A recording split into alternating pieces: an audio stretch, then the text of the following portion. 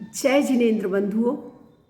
माटी की इस यात्रा में हम मूक माटी के साथ हैं। मूक माटी एक ऐसी नदी है शब्दों की, जब तक हम उसमें से एक चुल्लू पानी निकालते हैं तब तक नदी आगे बढ़ जाती है। हमारी सामर्थ्य ही कहाँ है, किंतु फिर भी हम अपनी बुद्धि से जो सोच पा रहे हैं वो आपके साथ रोज साझा कर रहे हैं। क्रोध एक शस्त्र है, क्षमा एक शास्त्र है, पढ़ सको तुम मगर तो बताना हमें।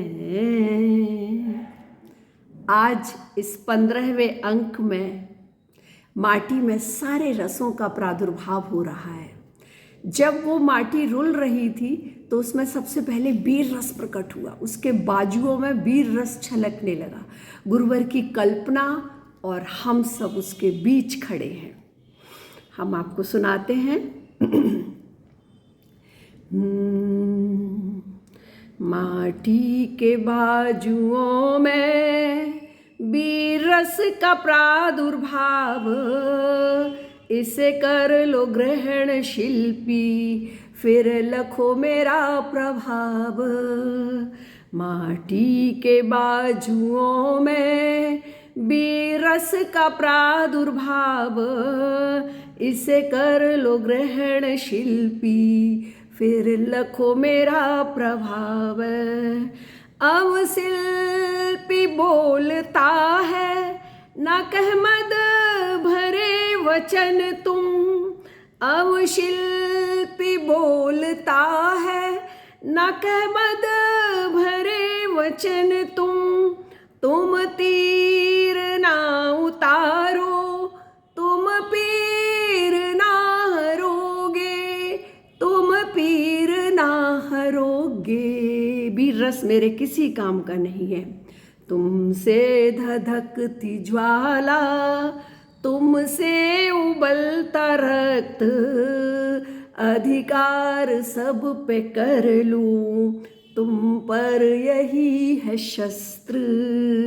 वीर रस को शिल्पी ने जब दे दिया नकार, हास्या बाहर करने वीर का प्रचार, वीर रस का फिर प्रचार। एक सूक्ति यहाँ उपयोग किया आचार्य गुरुवर ने। आधा ही करना भोजन, दूना पानी तिगुना परिश्रम, चौगुनी हंसी हंसना, दीर्घायु होगा जीवन।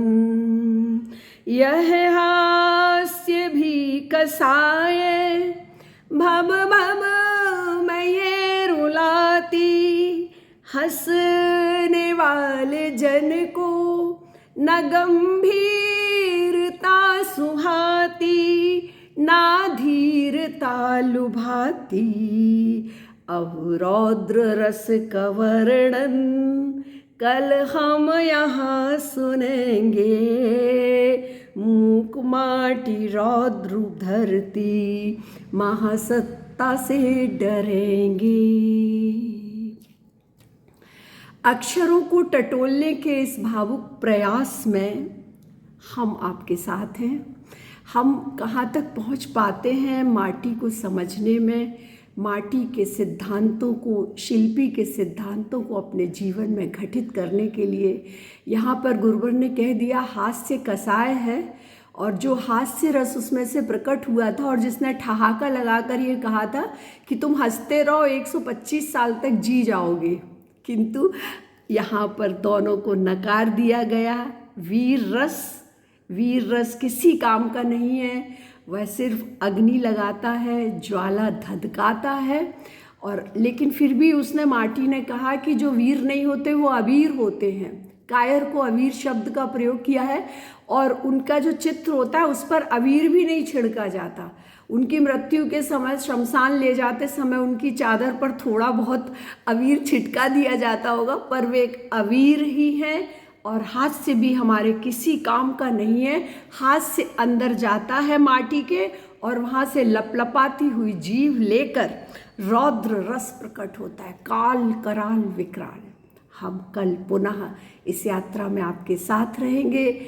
मेरा सहयोग कीजिए, लाइक, सब्सक्राइब और शेयर कीजिए, ताकि हम इस मूक माटी को एक प्रवचन श्रृंखला के रूप में जो गुरुवर ने दिया है, जो एक पुस्तक के रूप में यहाँ है, जहाँ हीरे के शब्द बिखरे हुए हैं, उनको आध्यात्म से जोड़कर उसमें से कुछ अपनी चेतना को रूपांतरित कर सकें।